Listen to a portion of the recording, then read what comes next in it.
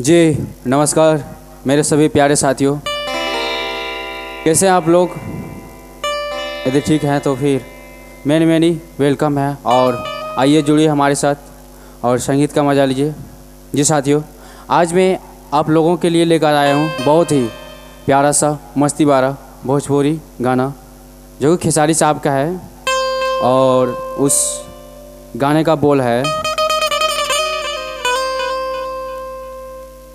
अरे नाम धके हम के सुदामा कहता।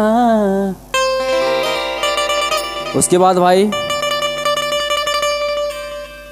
अमलवा के बेटा मामा मामा कहता।